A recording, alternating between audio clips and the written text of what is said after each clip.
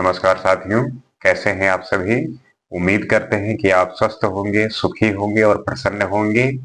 और जो भी आपके जीवन में बहुत सारे ऐसे विषय आते हैं, बहुत ऐसे सब्जेक्ट होते हैं जिनको लेके आप भ्रमित होते हैं, आप सोचने पे मजबूर होते हैं।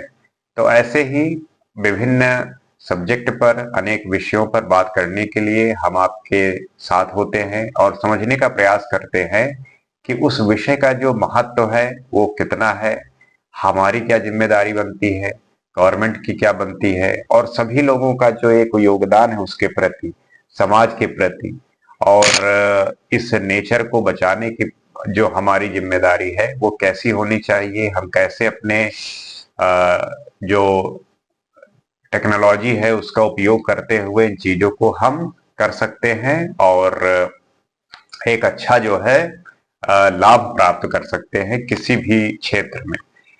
तो आज हम जानने का प्रयास करेंगे कि जो सोलर पंप है वो एक ऐसा स्कीम है जिसका उपयोग जो है इंडिया अपने कंट्री में, अफ्रीका में जो आइलैंड है वहां पे भी उसको करने का प्रयास कर रही है। अब ये आपका प्रश्न ये होगा कि ये सोलर पंप है क्या।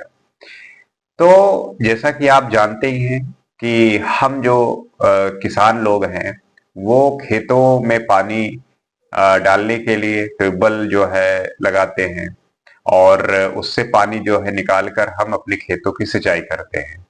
अब उसमें जो हम ईंधन यूज करते हैं, आप डीजल लेके आते होंगे, उसके बाद इंजन में डाल के जो है चलाते होंगे। तो वो एक प्रक्रिया है। एक इलेक्ट्रिसिटी वाली प्रक्रिया है कि आप इलेक्ट्रिसिटी से जो है पानी निकालते हैं और खेतों को जो है सींचते हैं। तो गवर्नमेंट का ये प्रयास है कि अगर हम डीजल और इलेक्ट्रिसिटी का उपयोग ना करके सोलर जो है, सोलर से बिजली मतलब सोलर से जो है इलेक्ट्रिसिटी बनाए और उसका उपयोग करें, तो जो एमिशन होता है गैसों का उसमें जो है कमी आएगी और हम जो है नेचर को प्रोटेक्ट कर सकेंगे और जो भी हार्मफुल गैसें हैं उससे, जो पोल्यूशन होता है उससे बच सकेंगे। तो ये सोलर जो पंप है इसका कैसे इस्तेमाल होता है, कैसे गवर्नमेंट इनिशिएट कर रही है और कैसे स्कीम है, और जो जनरली जो है लोग हैं वो कैसे इसको रिएक्ट कर रहे हैं इन सब चीजों को लेके। तो जैसा कि आपने सुना होगा कि एक योजना है पीएम कुसुम योजना। उसमें होता क्या है कि जैसे इस योजना का जो उद्देश्य है वो यही है कि हम जो है एक सोलर का यूज करते हुए हम जो है पानी से सिंचाई करें। अब उसमें ऐसे करना है कि आप जो है सोलर पैनल लगाएं अपने खेतों में, उसके द्वारा जो है आप इलेक्ट्रिसिटी जनरेट करें, जितना यूज हो सके उतना यूज करें, बाकी इलेक्ट्रिसिटी आप जो है सेल कर दीजिए। इससे आपको पैसे भी मिलेंगे, पैसों का भी फायदा होगा। और इसका और भी एक अच्छा तरीका है कि जैसे जहाँ पे जो रेगिस्तान वाले एरिया है, अगर वहां पे इसका इस्तेमाल किया जाए तो ये और प्रोडक्टिव हो सकता है। एक तो जहाँ पे फसलें नहीं होती, तो अगर रेगिस्तान में किया गया तो वहां पे इसको इंस्टॉल करना, उसके बाद इससे इलेक्ट्रिसिटी जनरेट करना काफी हेल्पफुल होगा। क्योंकि जो फर्टाइल एरिया है वहां पे जो फार्मर है वो इसको लगाने से जो है कतराते हैं। क्यों? क्योंकि वो कहते हैं कि अगर मैंने इसको लगा दिया तो जो फर्टाइल एरिया है जहाँ पे हम फसल लगाएंगे तो उस पर फर्क पड़ेगा, वो जमीन घेर लेगा और इस तरीके से वो काम नहीं हो पाएगा। तो जहाँ फर्टाइल एरिया है वहां के किसान इस बात से बच रहे हैं, लेकिन जहाँ पे मान लीजिए फर्टाइल जमीन नहीं है, ऊसर है, रेगिस्तान है, तो वहां पे इसको जो है इंस्टॉल किया जा सकता है और इसका जो है हम अच्छा उपयोग में ला सकते हैं। तो जो ये पीएम कुसुम योजना है, स्कीम है, इसके तहत जो है गवर्नमेंट ने बहुत बड़ा एक इस गवर्नमेंट का स्कीम है जिसके माध्यम से किसानों को प्रोत्साहित करने के लिए और उनको जो है इसके तरफ जाने के लिए एक अच्छा इनिशिएटिव है। उसमें यही है कि आप अगर सोलर पैनल लगवाते हैं तो गवर्नमेंट सब्सिडी देती है। जो चीज आपका जो है मान लीजिए 5 लाख में होना है वो 3.5 4 लाख में हो जाएगा। तो इस प्रकार की सब्सिडी देकर फार्मर को, और जो आम लोग भी हैं उनको उनको भी जो है प्रोत्साहित कर रही है ताकि वो जो है सोलर पैनल लगवाएं और उससे जो है इलेक्ट्रिसिटी जनरेट करें ताकि जो है एमिशन ज्यादा ना हो। लेकिन अब कुछ और बात समझते हैं, जैसे कि अब आप जो सोलर पैनल है, सबसे पहली बात तो कि जो सोलर पैनल लगवाना वो ही सबसे बड़ा टास्क है, क्योंकि फर्स्ट टाइम जो इसका इन्वेस्टमेंट है वही काफी ज्यादा महंगा होता है।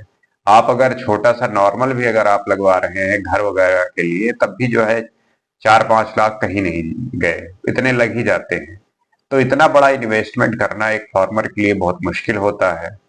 साथ साथ जो है, अब उसके लिए जो मान लीजिए एक्स्ट्रा इलेक्ट्रिसिटी जनरेट होती है, तो उसको जो बेचने की प्रक्रिया है उसमें मुश्किलात आती हैं, वो कैसे होगा। इन सब बातों को लेके फार्मर जो है इतने अवेयर भी नहीं है इसके इसकी इन सब बातों को लेके वो जो है एक मिस इन्फॉर्मेशन है बहुत सारी तरीके की, वो भी उनके बीच में है। तो वो इस बात को लेके इतने जागरूक नहीं है। उनको ये भी जरूरत है जागरूक करने की, लेकिन जो एक प्रमुख कारण है कि जिसका पहला जो इसको लगवाना है उसमें ही बहुत खर्चा हो जाता है, इसलिए वो इससे जो है बचते हैं। अब और एक बात समझते हैं कि जो हम सोलर पैनल लगाएंगे, तो क्या हम उन सोलर पैनल की मैन्युफैक्चरिंग कर रहे हैं? क्या इंडिया में उन सोलर पैनलों की मैन्युफैक्चरिंग हो रही है? तो आंसर ये है कि नहीं हो रही है। हम ज्यादातर जो सोलर पैनल लगा रहे हैं वो चाइना के बने हुए लगा रहे हैं। हम वहां से इंपोर्ट करते हैं और इंपोर्ट करने के बाद यहाँ पर जो है उसका उपयोग करते हैं।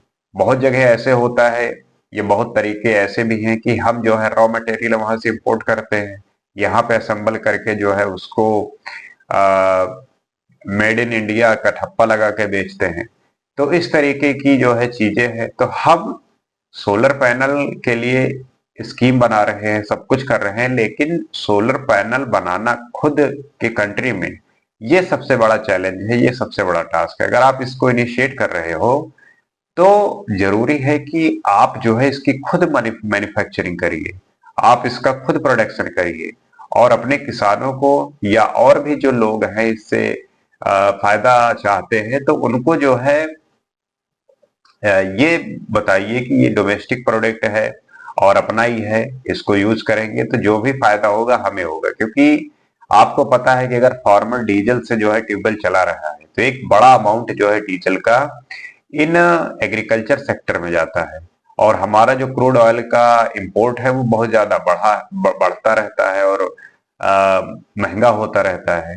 तो अगर फार्मर जो है वो सोलर में जाते हैं, अगर वो सोलर जो है पैनल यूज करते हैं तो उससे जो है उनको बहुत ज्यादा जो गवर्नमेंट है उस क्रूड ऑयल जो इंपोर्ट इतनी ज्यादा करती है उसमें भी कमी आएगी। तो ये इसके बहुत सारे फायदे हैं। और सबसे बड़ी बात जो हमारे यहाँ का पॉल्यूशन है वो भी, उसमें भी जो है डिक्रीज आएगा, वो भी इंक्रीज नहीं होगा।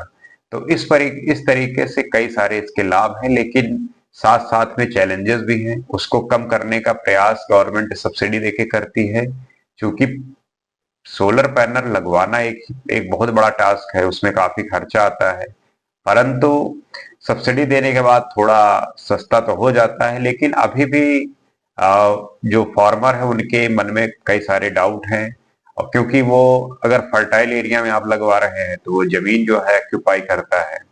तो जहाँ पे जैसे मान लीजिए ऊसर है, जहाँ फर्टाइल जमीन नहीं है, रेगिस्तान है, तो वहां पे लगाना इसका जो है बहुत अच्छा बेहतर जो है विकल्प होगा।